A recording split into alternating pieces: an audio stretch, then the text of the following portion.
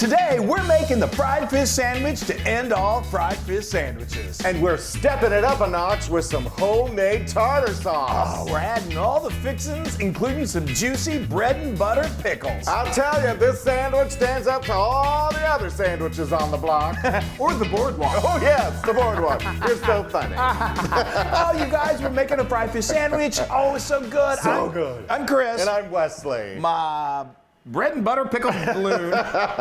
My brain pickled. went blank. You're pickled. I'm in a pickle. I'm in a pickle because I'm making, I think this may be one of my favorite sandwiches of all time. And for you to say that, it's amazing. Yeah, for me to say that it's so good, you guys. It's so good. So good. like Wesley said, we are really stepping up things. We made homemade tartar sauce. It brings this sandwich to levels you can't believe.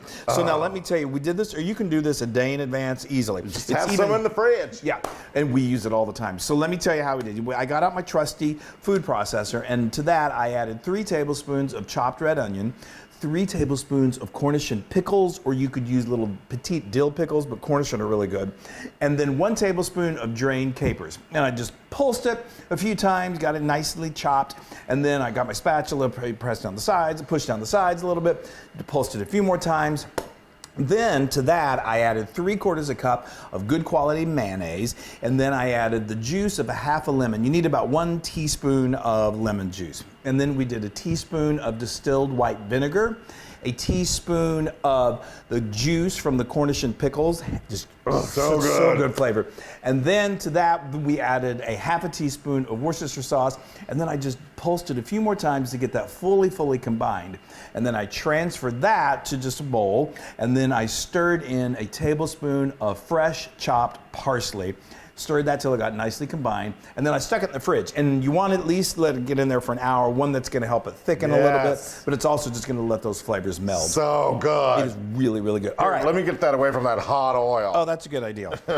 Okay, so now I think the Loon is about to show us something that he's going to do. Yes, we got some cod here. We've got 4 fillets. Well, we got 1 big giant fillet, and we cut it into 4 pieces. We used to make these sandwiches. We used to double stack them, but then I couldn't open my jaw that I know, far. they were giant. So all right, we're just going to salt and pepper That's these a pound of cod, and we broke it into 4. Here, you going to give me a little salt and pepper? I'll be glad to. And then I'm going to flip it over. Okay, so we're working as a team here. We are. I just love, you know what, I think Wesley is not a big fan of seafood that has got that fishy taste. You know, I mean, he doesn't like it. Give me a crustacean any day of the week. Yeah. But and cod is just buttery and flaky and delicious. This one broke apart a little bit, but that's okay. The breading will help keep it together. Yeah, that one totally. You see, there's a little bit of the skin on the back. That's okay. That's no problem. But anyway, cod is the same fish, which you probably know, that is commonly used for fish and chips, and everybody likes fish and chips. Yes. I mean, because it doesn't have that fishy taste at all. Move all that, please. I don't want to get my it's fishy fingers anywhere. Good. Okay. All right, I'm bringing down the dredge station. Okay, dredge away. Yes. Hold on. I gotta. Are you gonna put some salt and pepper in there? I'll do that. Yeah. Sure. So we're gonna. Explain what you've got there. Yeah. So I've got some flour, a cup of flour, all-purpose flour, and then I have 2 eggs and half a cup of water. Oh no, is that a 1/4 cup or a half a cup? That's a half a cup. Yes. All right. So I'm just gonna stick these together. 2 eggs that were lightly beaten. Yes. There you go. And then if you want to stir that. And then I got that water there, and I'm just. And then we're using good old crunchy Japanese Panko breadcrumbs. You could use just a regular breadcrumbs, would be no problem. Did you put some salt in that? I did, and I added a teaspoon of salt to this and a half a teaspoon of black pepper. So you don't season your flour, right? No need to. All right, hold on. I'm getting this good and mixed up. That's good. You're really mixed up. All right. Boy, is that an understatement. All right, I'm going to take 2 of these and call me in the morning. Why did I? You know you were going to say that. So I'm going to dredge them in here first. Yep. Get them nice and good and floury. Okay. And I'm going to shake off the excess. Yeah. And I'm going to move them over here to the egg bath. So while he's doing that, I've got some oil over here in my cast iron skillet that I've heated to. A lot of times when I deep fry or when I fry, you do it in the range of like 350 to 365. But because this is seafood, it cooks it cooks really quickly, so you don't need to have it in the oil long. And also the bread. Now I'm moving over to the breadcrumbs. He's moving to the breadcrumbs. Moving on over. The breadcrumbs really brown quickly, so I lowered my heat a little bit to like 345 is what we're at right now. And now I'm getting these all good and breadcrumbed.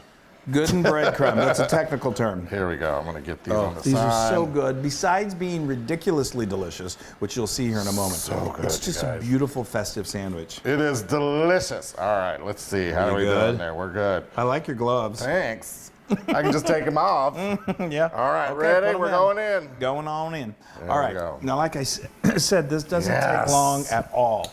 And I'm going to get these others two going. This is probably going to take about 2 minutes tops until it's nice and golden brown. Wow. And then, you guys, we've got some beautiful brioche buns here. Yay! And the brioches, they're kind Put of them a little further up lightly there. There we sweet, go. and they're so good. And all I'm going to do, I'm going to put them over here on my skillet that I've got cranked up, and I'm going to heat it up and get them nice and toasty. And then it's time to eat. Yay! These just look so good. Those are gorgeous. I just love them. Okay, Yay! so like Bring I 'em said, on that over went here. about 2.5 minutes. We've got a plate here lined with paper towels. Oh, and the smell, I swear, it's like we're on a boardwalk in an ocean city. I just love it so much. Okay, fantastic. Now we got these two others that we're going to do, and we're going to get those brioche buns toasted. Toast up our brioche buns, and then that's the other thing, it's seafood, so it comes together so quickly, which I love. All right. Look at these. These are just so beautiful. So we just Those are cooked these until gorgeous. they got nicely browned and crispy and crunchy. Here are these beautiful buns. All I did, like I said, is I just got my nice large skillet, nice and hot. Stick them in there. Brioche cooks toasts pretty quickly, so keep Very an eye on it. fast. You could also do these out on the grill, but they're so good. Okay, Let's build it. Let's build the sandwich to end all sandwiches. Okay, we got we this go. homemade tartar sauce. Yes. Beautiful. Oh, Chris. And we're gonna do a healthy helping of that because it really. Now, don't get messy. I know. All right. I'm not. There we go. Perfect. Lovely. Thank now, you. of course, now we're gonna do a little green leaf lettuce. Yeah. Perfect. And, just put a little bit of that on bit there. of that there. That's nice. Fabulous. Okay. Now I'm gonna bring over the star of the sandwich. Beautiful Yay! filet. And then we're gonna top it with a nice juicy tomato. Just do this. I love to just do a little salt and pepper on my tomato. Yes. I just think it brings out the flavor. So we're going to do that. Hit it there. And then I'm just gonna use my finger. They're clean. Yeah. I promise. We've got these butter pickles. Bread and butter pickles. And I don't know, we played around with different kinds of condiments, and there's something about these. I'm ready. Come on. Something about these pickles that just we made this for someone, and they were like, I think my favorite part about this sandwich is the pickles, but I think that's an exaggeration. That is a sandwich, folks. A sandwich for sandwich lovers, and we are sandwich lovers. All right. I'm so excited. Give me hold on, Chris. I know. Look at that, all you're doing. Hold on, make sure everybody can see. Yeah. Do a little salt. Do a little pepper. Of course, that's a tall sandwich. I can't believe we used to do 2 big old fillets on here. All right, and now I'm going to smash it. Yeah. Smash it down. That tartar sauce. Pick it up, and I'm gonna eat.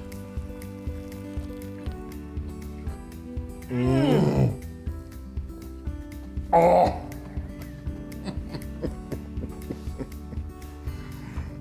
I'm in heaven. I didn't feel like we're on vacation. Totally. It's just something you would get like sitting out on a really awesome boardwalk.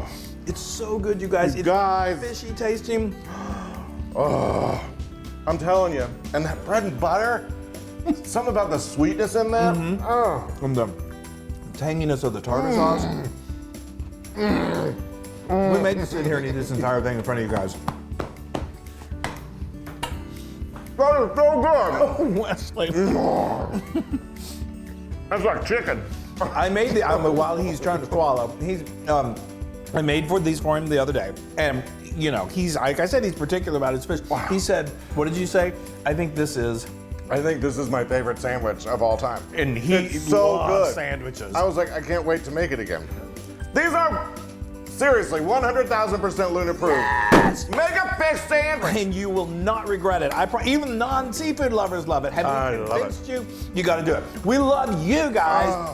It's summertime, so happy summer. Yes, make a sandwich, eat it, and make another one. And be happy.